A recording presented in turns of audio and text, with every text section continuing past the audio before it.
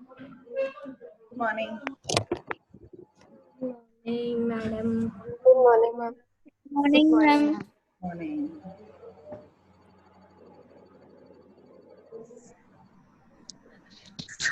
Okay, so what did I ask you last time? Any two ma'am pictures of bag બહુ જ મોટું છે એટલે હું એકલી હું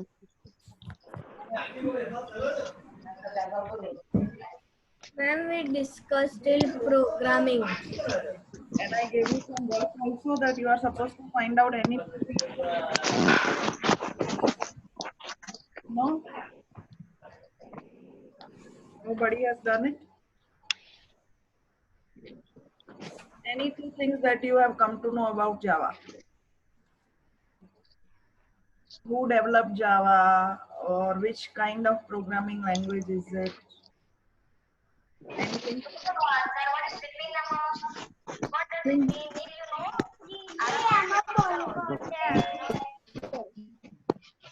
Nobody first is encouraged. Yes, Yogi, did you complete the work that I gave you? What was the work that I asked all of you to do? Ma'am, you just give 3 definitions and you send the PDF of the means Okay. chapter. And I did not ask you to find out any two features of Java. No? I don't. Okay. So let's start with I'm waiting for others. Good morning. 19 now. Let's wait for 1 minute. We have discussed till now three main things. What is a program? What is programming language? And what is the definition of programmer? Today we are going to discuss the generations of programming languages. See, when you start writing a programming language, first day only you do not come out with Java.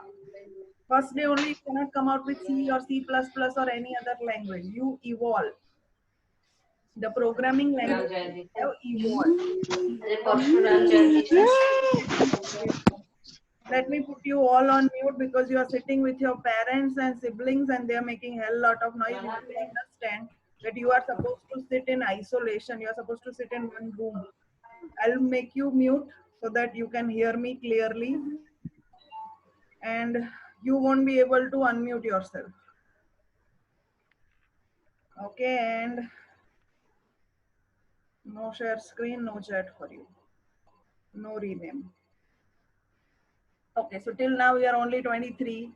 Some are coming now. I don't know why are they late every day. They are sitting at their home. So let's start sharing the screen. Let them come late, not a problem. Okay, so we were somewhere here.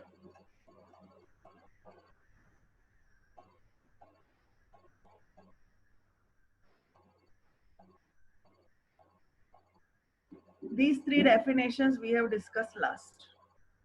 Okay, programmer, programming, and programming language. Now, evolution of programming language means what? The way programming languages have evolved. So the first generation, first is hardware. See, without hardware, you cannot have a software.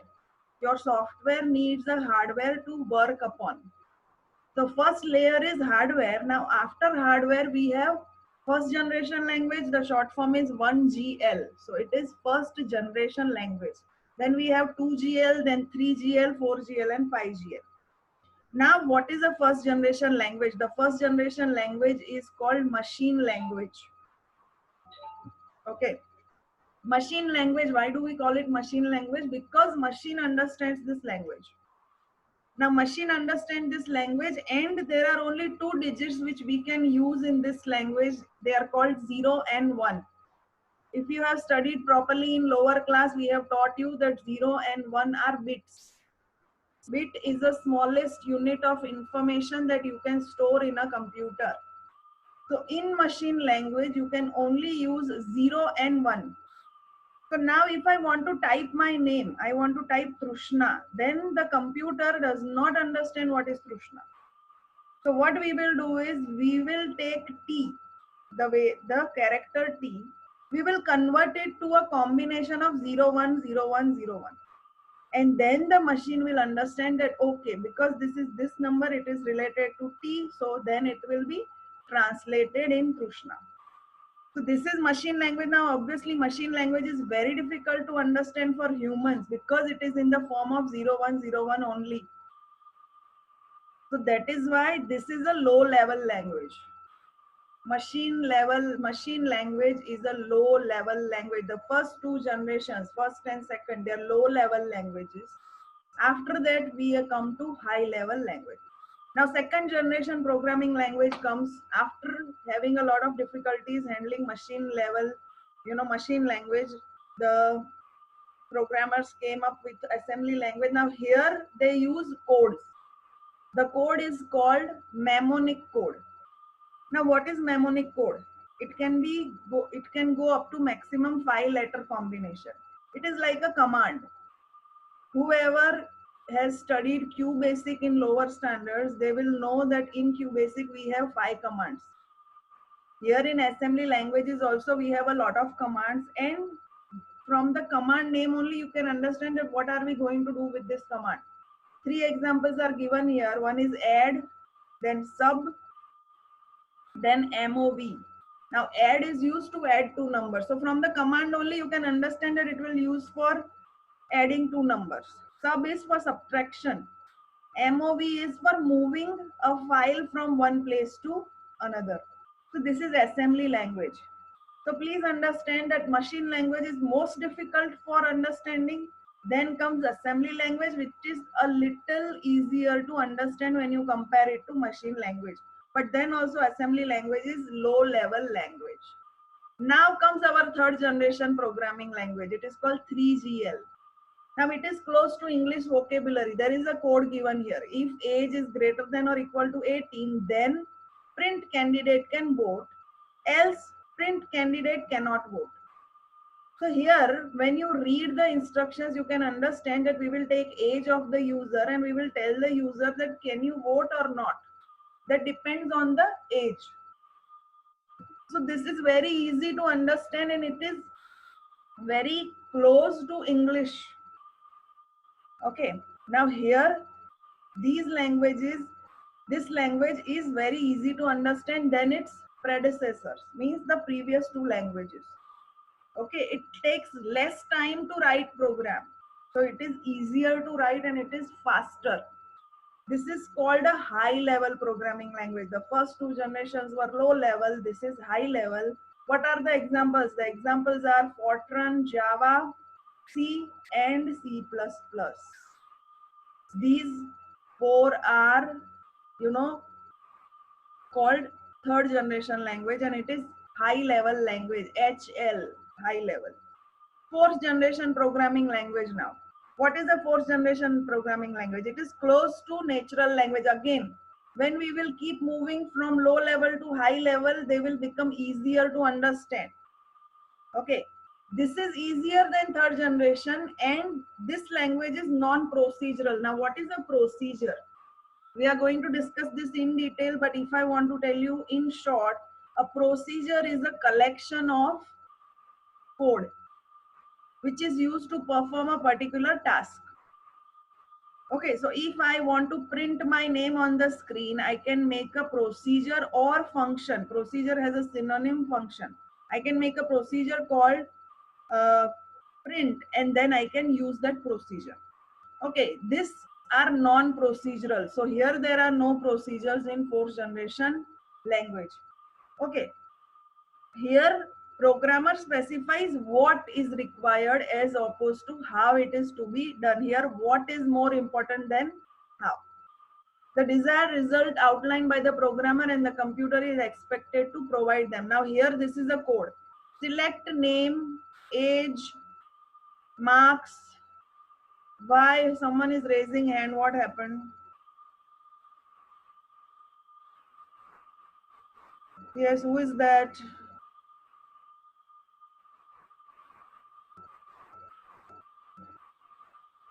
Yes, why did you raise hand? What happened?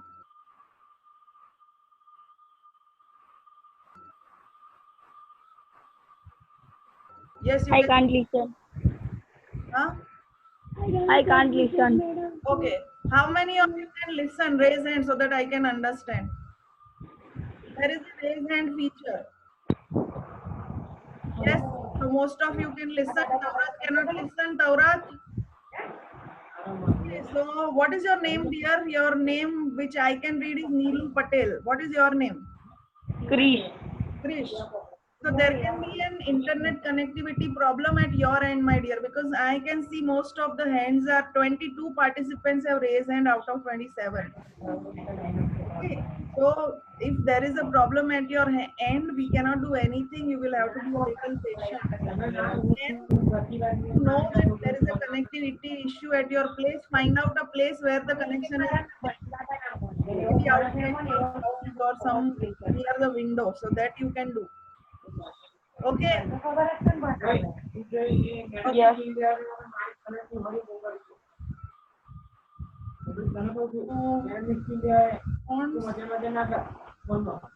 So again, I'm going to mute you and I will start teaching.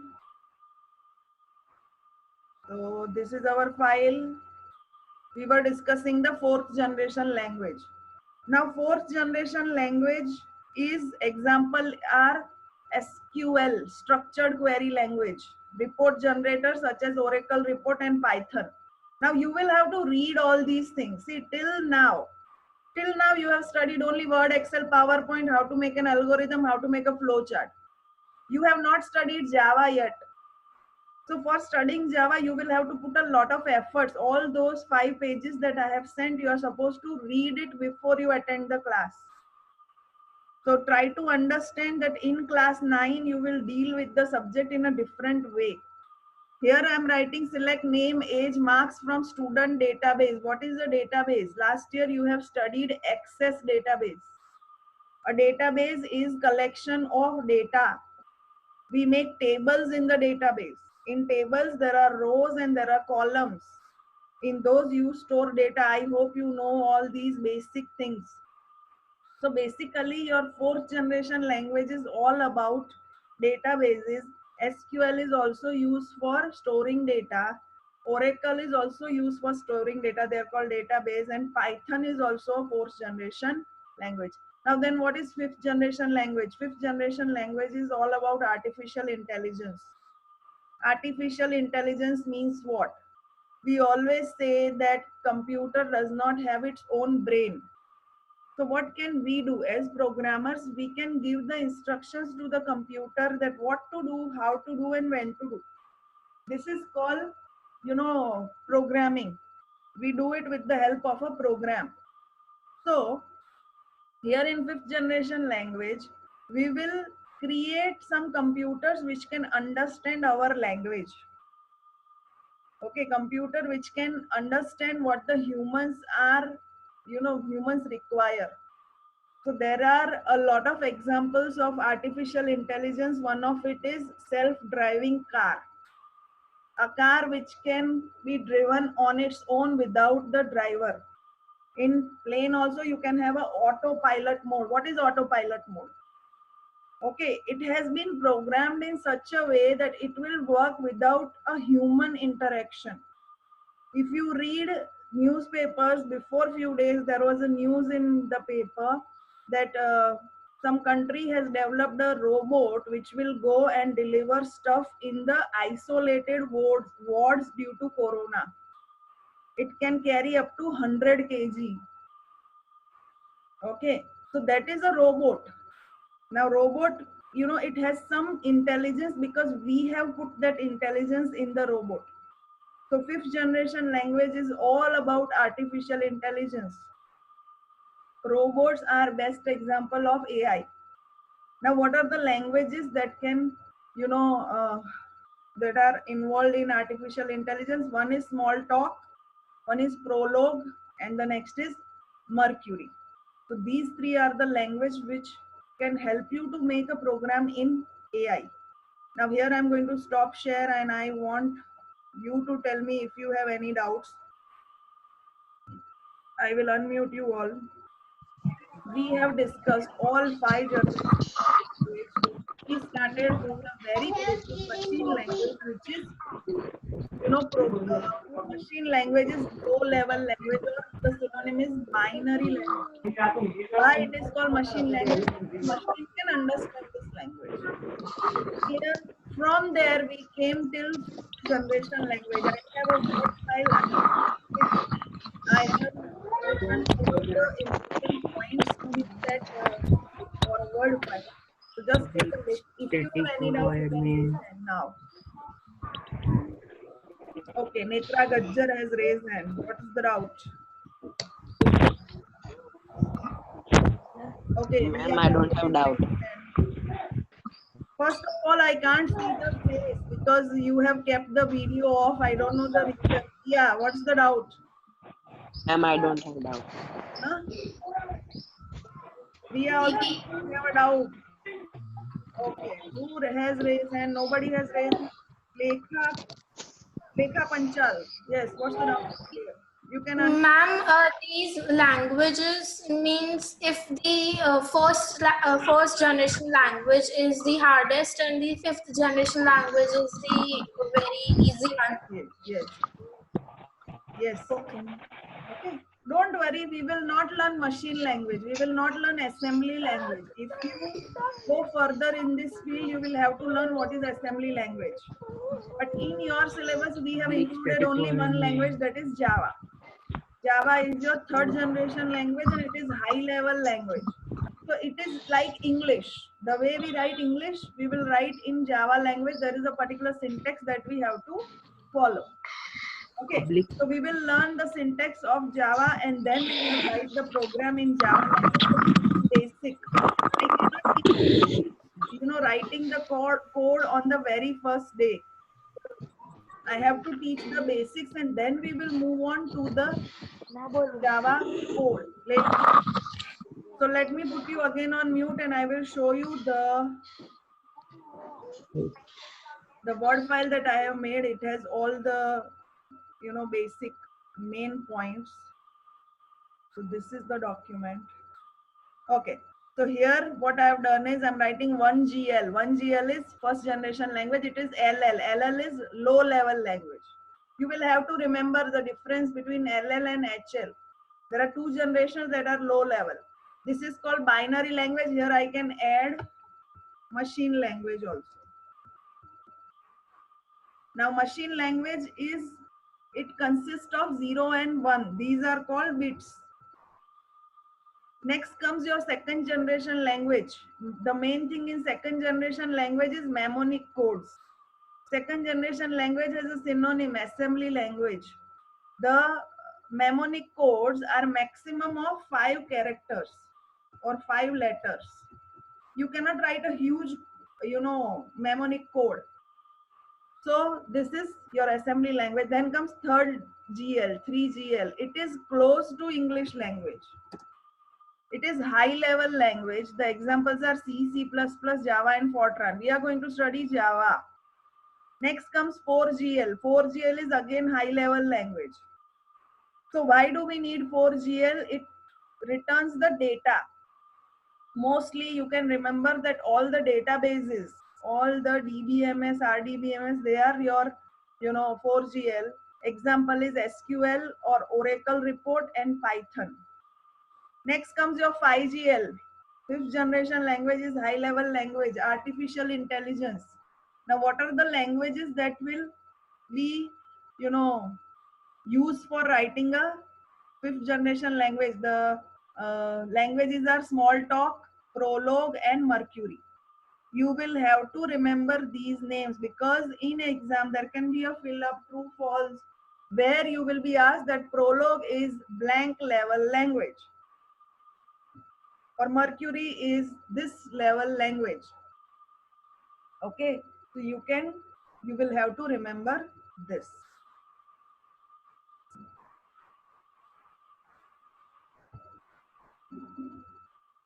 Okay, so 9th B today. How many participants we have? 96.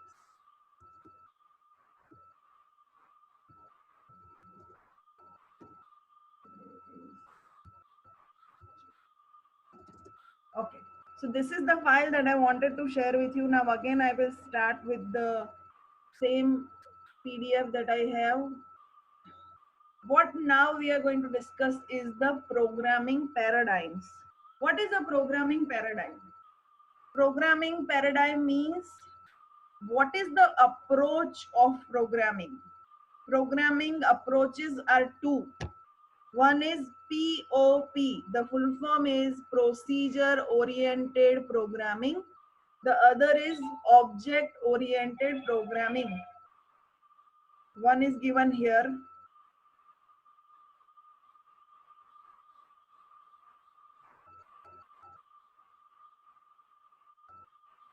Okay. So what are the paradigms? How do they work? We will discuss all these. Okay. Now what is POP? POP is procedure oriented programming. Now only I told you that what is procedure oriented programming, where procedure is the most important part of program. What is a procedure? A procedure is group of statements. A group of statement or collection of statement which will tell you or which will tell the computer what to do.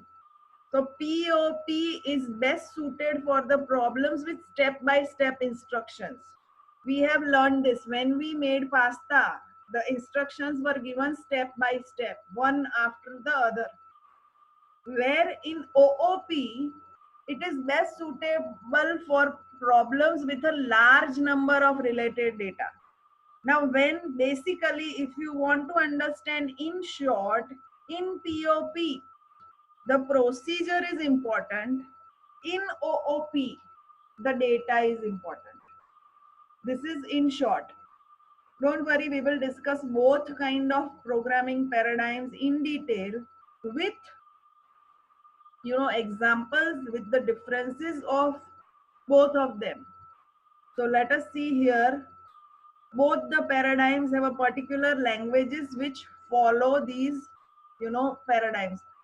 Which languages follow POP? So BASIC, Fortran, COBOL and C.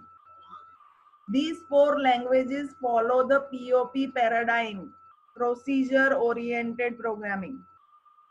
While C++, Java, Ruby and C#, they follow OOP. OOP is object oriented programming. So first we will start with POP. Now what is POP? It is based on the concept of procedure. What is a procedure? It is a sequence of instructions. Sequence means more than one instruction given in a particular order. Order matters here because if you start mixing the raw pasta with vegetables, the recipe will be disaster. The dish will be a disaster. So what is the sequence? The sequence is the order which you have to follow. First you have to boil the water, then you add pasta, then you do the rest of the things. So here a sequence of instruction is called a procedure. Now the best known language which uses this is Fortran. The full form of Fortran is formula translation. Okay, it was developed in 1950. Now, what are the approaches that were used in these languages are break down a large problem into several tasks. Suppose take an example of making pasta recipe. We have done this. We divided it into three parts. One was boil the pasta. Second was make the vegetables. You have to saute the vegetables. And third thing you can say that mixing up all the things. Here you can have a third thing called making a sauce if you are making some other pasta. So divide the problem into three small problems. Now these three problems can again be divided into other 3 or 4 or 5 small steps. Like for boiling pasta, you have to put the vessel, you have to pour water in the vessel and then you will have to switch on the flame. So here in POP, one problem will be divided into 2, 3 or more than that small problems. Again, these problems will be divided into smaller problems. So then we will find out the solution of the smallest problem. Eventually, you will reach a situation, a condition where you cannot divide these problems into smaller one. You cannot bifurcate it or you cannot just go on and on and on because the problem is very simple now. So then you find the solution of each problem and then connect all the solutions together and solve the problem. So this is the way your POP, procedure oriented programming languages work. Okay, now what is a function? First thing is break down a large problem into several parts, find the solution of each part separately, repeat this process as it will eventually lead to parts which can solve directly and do not require any further breakdown, and then combine all the previous solutions into final solution. Okay, now the solution to each part is usually termed as function. The solution of each and every problem is a procedure because it itself is a sequence of steps which you will have to follow. Now here each and every procedure will take the data, process it and returns the result.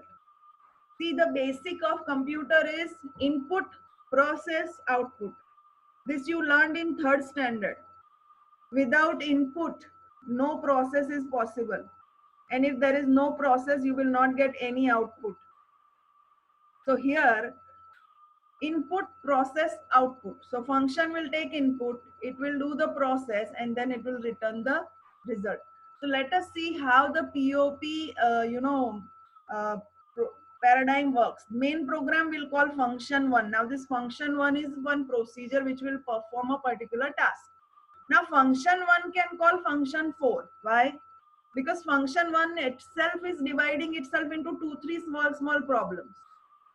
Here you are calling function 2 and function 2 itself is calling function 5 and 6. Then main program is calling function 3. So what I will do is I will find out the solution of function 4, 5, 6, 3, 2, 1, all 6 functions. So they are small problems. Find out the solutions, mix and join the solution, and then you will get the solution of your whole program. This is how POP paradigm works. This is called procedure oriented programming approach. Clear? So this is your programming approach. Here procedure programming is the way we first approach programming. When the first program was written, it was in procedure oriented programming language. A computer takes one instruction at a time. A procedure program is a step-by-step list of instructions to solve a program. Okay. Now, here Fortran, Basic and COBOL and C, they are the example of procedure-oriented programming. Okay, now here they have given the summary kind of thing, the definition of a programming paradigm. Which programming paradigm we have discussed? We have discussed POP. So what is the definition of POP?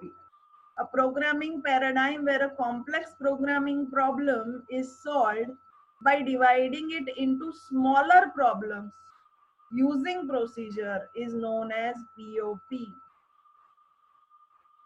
Okay. So now there is one more important term here. It is called top-down approach. Why is this called top-down approach? Your POP is a top-down approach. Why? Because in POP, we start at the top. At the top means we start at the problem, like making pasta. Okay.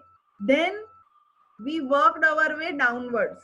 Downwards means we keep solving our problems. We make our problems, we divide our problem into small group of problems. So we start from the top, we go till downwards towards finding the solution of each part. So that's why POP is termed as top-down approach. Your POP is a top-down approach. Okay, so we can solve a large programming problem by dividing it into number of subtasks. Subtask means a smaller task or a smaller function. Okay, so now when you develop something, you realize later that there are some negative points.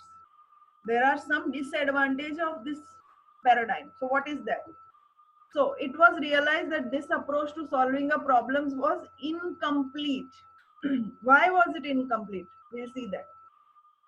Okay. Remember, it was previously stated that there are two aspects of a program. The first day when we discussed that computer is a problem solving machine, we discussed that there are two most important things in computer: data and instruction. So here in POP, do we discuss data at all? No, we don't discuss data at all. We are only discussing the procedures. Procedure means the function. It covers the instructions part. So the data aspect is not given the thought. So what happens? The data is ignored here. Okay, now here, if there are more than one function, see here, this explains the procedure of POP paradigm very nicely. Suppose there is data. Now global data means data which can be used by any function. So suppose we discussed a program where we are supposed to add two numbers. So data is what? Those two numbers. This is your number one, this is your number two. Now all the functions can access this global data. So all the functions can make the change in the value of the data. So here the data to keep track of keeping track of the global data is difficult, and who changed it, why did it change, when did it change, all these things are very difficult to understand. So this is a weak point of your POP, that it ignores the data. Okay, so that's why it is called POP, because the procedure is the most important thing here. So now here we are discussing the characteristics of a programming paradigm. We have already discussed this, but they have listed it in a form of points. First is procedure programming follows a top-down approach. We have discussed the program is divided into block of code called function. Okay, then real world process as procedures operating on data. The data and functions are detached from each other. See, they are not attached with each other. They are not connected with each other. And this is the problem with POP. POP only gives emphasis or importance on the procedures, which is instructions part. It ignores the data part. The data moves freely in the program. So the problem is someone will change the data. Nobody will understand that who is changing the data. Okay, now a function can access other functions data by calling that function. It is easy to follow the logic of the program. There is one good point also, that following the logic is easier. Now there are some limitations also here. What are the limitations? Procedure programming mainly focuses on procedure. Less attention is given to the data. The data is ignored here. The data and functions are separate from each other. Okay, they are not connected with each other, but actually it should be connected to each other. That will make the program easier and effective. Global data is freely moving and shared by among various functions. So there is no safety of the global data.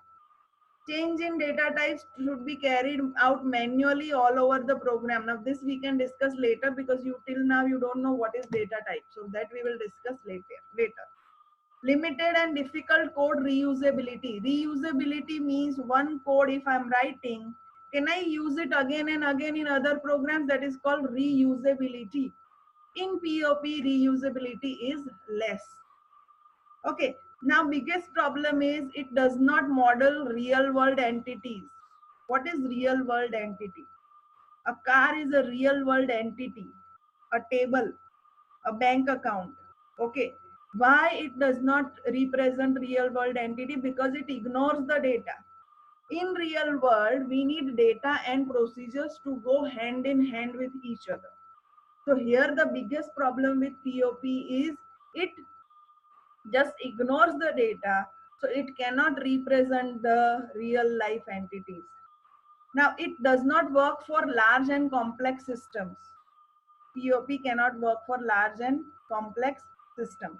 So these limitations made the programmers think for a solution.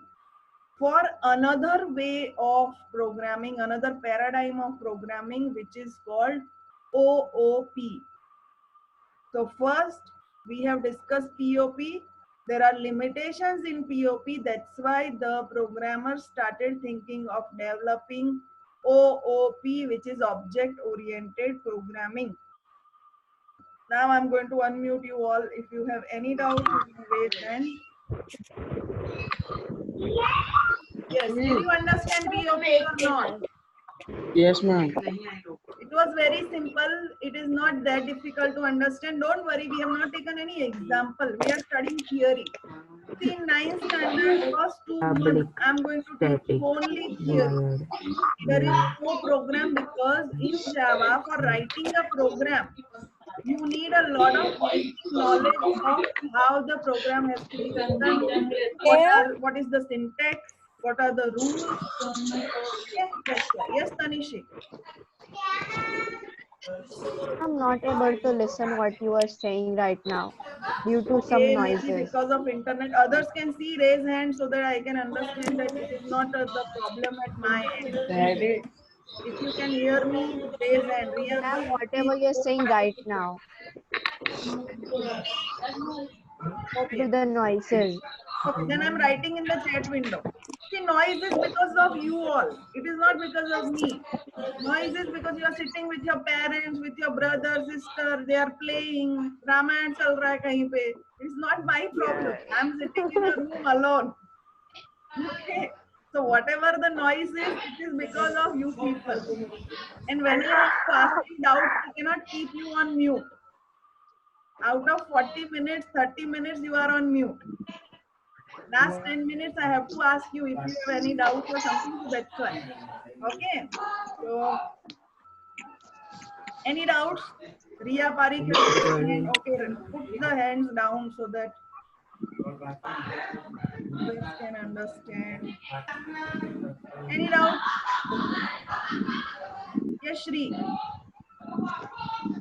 Ma'am, you said that reusability of the codes is less. Hmm. That means we can't use the code that we already used in another program repeatedly, right? See, what will happen, I'll tell you. In POP, we will write a 1,000-line code in one program. So all those 1,000-line codes, they are connected to each other. So you cannot cut and copy that page, paste somewhere else, or you cannot reuse it because it is connected with the other line. OOP, we will make small blocks or modules which we can call it later. That is called reusability. If there are 4 features in a program and 2 I have already written in previous programs, I can call those functions from this program. So I am saving my energy of writing 2 programs or 2 functions, I can say. That is possible only with POP. OOP. So that we will learn later, don't worry. OOP. Basically, reusability is one code which can be used again in other programs. So that weakness is with POP. It cannot have this feature. See, the problem is I cannot give you examples and I have not started coding the Java. When we will start coding, you will understand the basic concepts that I have taught you. Public. Any other doubts? We have less than 1 minute, so if you have a doubt, please tell me. Bolo. Public. Who is speaking first? I cannot understand. I can hear only public. What public? Okay, so what you are supposed to do is you will read all those 5 pages that I have sent you. Yes, yogis. Only less than 1 minute. I don't think that I'll be able to listen to you. I'm unmuting you. You can unmute yourself. Ma'am, I didn't understand the 6th point of limitation. What was it? Yeah, ma'am. It does not model real world entities. Okay. Now, if I can't explain it this today, please remind me in the next period because we have less than 1 minute. In real, suppose we have a student object. Student means suppose Yogi is a student.